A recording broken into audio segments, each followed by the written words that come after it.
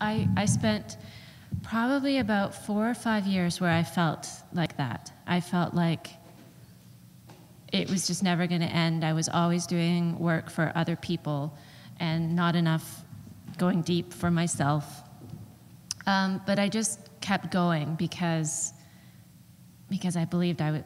It sounds cheesy, but I believed I was meant to do what I'm doing. So I just kept going and believed that if I worked really hard for long enough, eventually I'd get to call my own shots a bit more. And it did happen.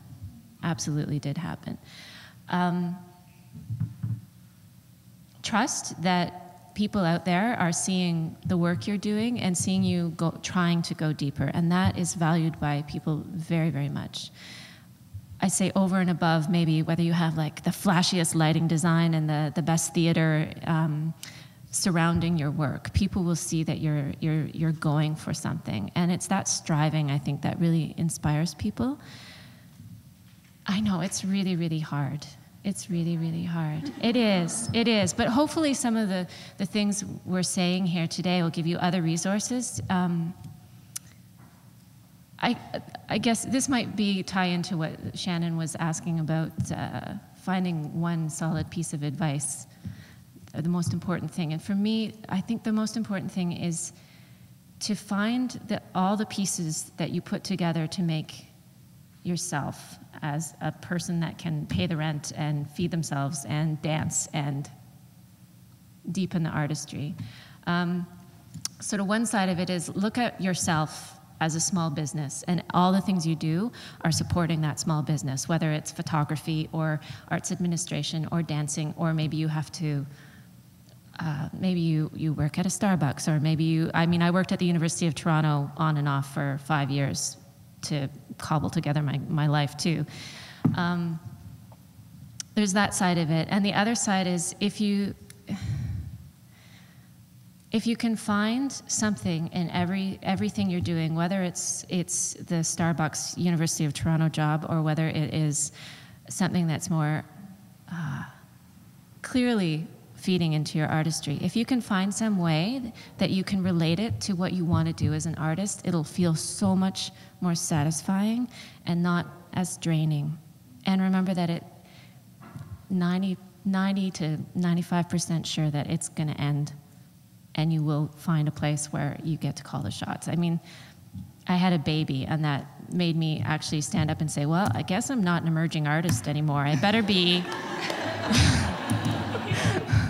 now that I'm over 35, I better admit that I'm maybe not emerging anymore. And I have this little guy to care for, and I won't rehearse on weekends now, and I try not to rehearse on Wednesdays so that I can be with him. So there was that too. There was like a big life change that made me actually stand up for myself a bit more, and it seems to be working. Knock wood. If I could just add to that, it's going to be hard. If you talk to any of the directors of any companies in Toronto, it's going to be hard. It's going to be hard for the rest of your life. I think in it being hard is that you're finding value in the work that you do, in the product that you have as an artist, and then that is what you market. Finding the space is also important, because we were talking about that at the table before we came up here about, oh, it's 10 o'clock in the morning, oh, we want to sleep. But I think you should also find the ways and resources to make that creative space a part of finding that time to get better. Again, I went on a residency for 2 months to Jamaica on an Access and Career Development grant from the Ontario Arts Council. I found the space. I'm recovering from an Achilles injury.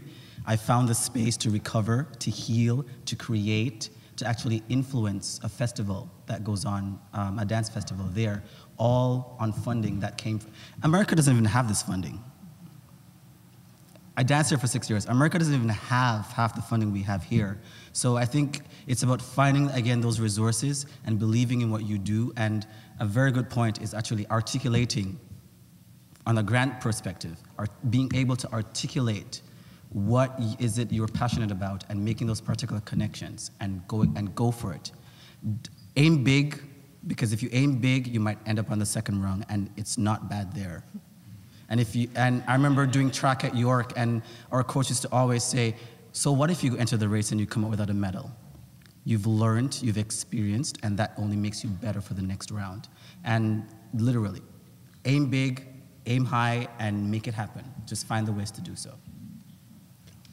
Well, yeah, the other thing that I would say is this idea of needing to go deep, not that you need to be superficial, is sometimes elusive because it's also all there. Everything is already there. So sometimes I feel like this idea of going deep means getting to a place where you can connect to yourself. But I don't think you need to, I think you can do that at any point of the day.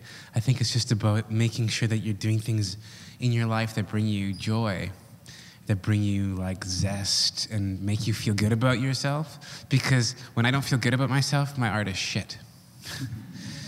But then when I'm doing things where I feel good about myself, I can be grocery shopping, and in the next moment I can have a brilliant idea for a play that I need to put down. But I really think it's about just nurturing and feeding, continuing to feed yourself, and not getting down like, I need to be doing this or doing this, because that's gonna kill your artistic impulse.